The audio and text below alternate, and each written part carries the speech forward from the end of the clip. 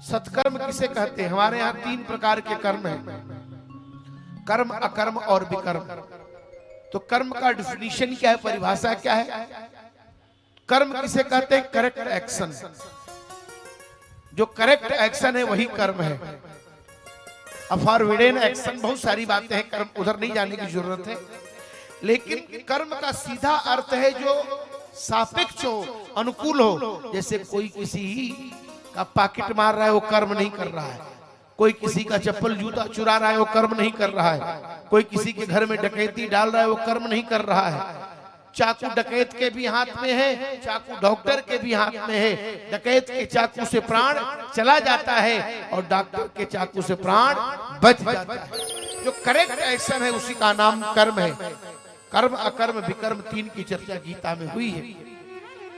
नारद जी ने कहा सत्कर्म क्या है? तो आकाशवाणी ने कहा साधव, साधु लोग बताएंगे। के साधव? साधु भूषण। कौन साधु? जो साधु समाज के लिए आभूषण हो। दूसरा, वे साधु जिनके जीवन में साधुता ही आभूषण हो। कुछ साधु आप देखते हैं इतने सजे सजाए रहते हैं, कभी कभी साधु लोगों को देखते कितने सज के आते हैं, वो उनका एक अलग साधु। और महाराज जी जैसे साधु हैं जिनके जीवन में ही साधुता है। किसी ने पहना दिया धोती तो ठीक है, नहीं उसी तरह चल रहे हैं, कोई लेना देना नहीं। कोई आकर कुर्ता ठीक करता है तो नहीं तो ऐसे बिना अचला के ही चल रहे हैं। जिसके जीवन में साधुता आभूषण है वह साधु, साधु समाज के लिए आभूषण है। नारद जी सोचे बगल में कुछ साधु रहते हैं, उनसे पूछ ले सत्कर्म क्या है। तो कुछ साधुओं ने जब नारद जी को आते हुए देखा तो रास्ता छोड़कर भाग गए। कुछ साधु मौनी बाबा हो गए। कुछ साधुओं ने आश्रम के आगे से बैनर पोस्टर हटा दिया और लिख दिया वहां साधु लोग नहीं रहते हैं। क्यों? बोले यहाँ साधु रहते थे लेकिन अब साधु चले गए। कुछ लोगों ने कहा महाराज नारद जी पूछ क्या रहे थे कि सत्कर्म क्या है। आकाशवाणी ने कहा सत्कर्म करो। कोई जब नहीं बताया तो देवर्षि नारद बड़े चिंतित हुए और सत्कर्म की परिभाषा पूछने के लिए बद्रिकाश्रम गए। और जब वहां गए तो देखा चारों भाइयों को, जो देखने में 5 वर्ष के बच्चों की तरह हैं, लेकिन बूढ़ों के भी बूढ़े हैं, सबसे बूढ़े हैं, वृद्ध हैं। नारद जी के बड़े भाई हैं। पंचहायन संयुक्ता पूर्वेशाम पूर्वजा रूप धरी जनि चारु वेदा। चारों वेद की तरह दिखाई दे रहे हैं। सनक, सनंदन, सनातन, सनत कुमार। चारों भाइयों को देखकर नारद जी ने पूछा, नारद जी से चारों भाइयों ने पूछा कहां से आ रहे हो, कहां जा रहे हो। नारद जी ने भक्ति के दुख को बताया कि महाराज मैं ऐसे ऐसे यहाँ तक पहुंचा हूँ। सुन करके बड़े प्रसन्न हुए। उन्होंने कहा देखो नारद धन्यवाद के पात्र हो तुम। क्यों? क्योंकि जो दूसरे के कल्याण की कामना करे वही धन्यवाद का पात्र है।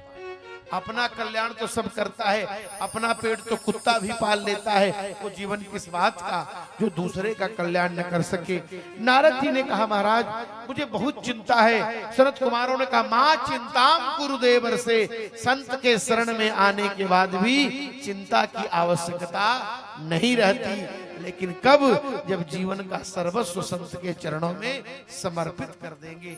देवर्षि नारद ने कहा महाराज उपाय क्या है? तब उन्होंने कहा देखो दुनिया के जितने अनुष्ठान हैं उन सभी अनुष्ठानों से स्वर्ग तक पहुंचा जाता है।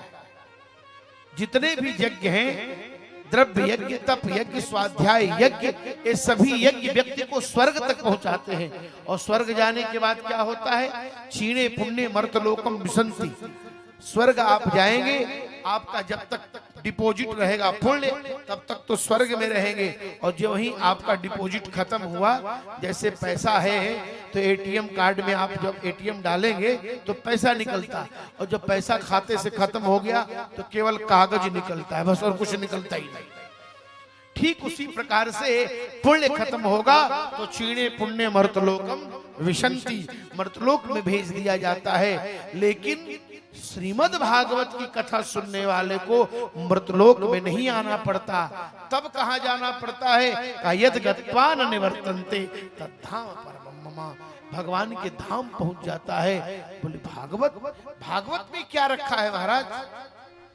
जो काम वेद से नहीं हुआ, जो काम वेदांत से नहीं हुआ, जो काम गीता से नहीं हुआ, वो भागवत से कैसे हो सकता है। यह सुनकर के कुमारा ऊंचू सनत कुमारों ने कहा, वेदोपनिषदाम सारा जाता भागवती कथा, अत्युत्तमा ततो भाति पृथक भूता फलाकृते। श्रीमद् भागवत संपूर्ण वेद वेदांत का सार है। कैसे? वृक्ष का सार क्या है? वृक्ष का सार है फल। अब आम का समय आ गया है। अब आम संपूर्ण वृक्ष का सार है, जड़ से लेकर, तना से लेकर, शाखा से लेके पत्ती पर्यंत। अब आम हम जिस तरह से खाते हैं तो सोचने लगे कि आम इतना मीठा है तो उसकी डाली कितनी मीठी होगी, और जिस तरह से आम को पाते हैं अगर उसी तरह डाली को पाएंगे तो 10-20 दांत निकल के बाहर चले आए। और हम लोग जब गुरु पूर्णिमा में सरकार के यहाँ आते हैं फतेहा धाम में, शर्मा जी राधेश्याम जी रहते हैं, उस समय हम लोग डर के मारे डरते रहते हैं, दिन भर डर से ही जीवन बीतता है। सरकार के यहाँ विविध वस्तुओं के साथ आम आम की तरह चलता है, और जब भर जाता है आम से पेट, हमारे आचार्य जी जोगेंद्र भैया बैठे हैं, कितने लोग तो 10-10, 20-20 आम खा करके आम हो जाते हैं। आम वास्तव में गुरु पूर्णिमा, जब गुरु पूर्णिमा, और महाराज जी ने आदेश किया है दास को कि जब तक तुम रहोगे, ये शरीर रहेगा, तुम्हें सदा फतेहा आना है। और ये प्रतिज्ञा फिक्स हो चुकी है कि जब तक सरकार का आशीर्वचन है, ये शरीर जाकर के भंडारी बाबा को कथा जरूर सुनाकर और उनसे आशीर्वाद पाए। आम संपूर्ण वृक्ष का सार है। दूध का सार क्या है? घी। दूध का सार है घी। पंडित जी कहे थोड़ा हवन करना है, घी दीजिए माता जी। अरे पंडित जी, अरे दूध से ही घी निकलता है, लो दूध से हवन करो, संभव है। और गन्ने का सार क्या है? गुड़। चीनी। गन्ना को काट करके दूध में डालेंगे तो क्या खीर बनेगी?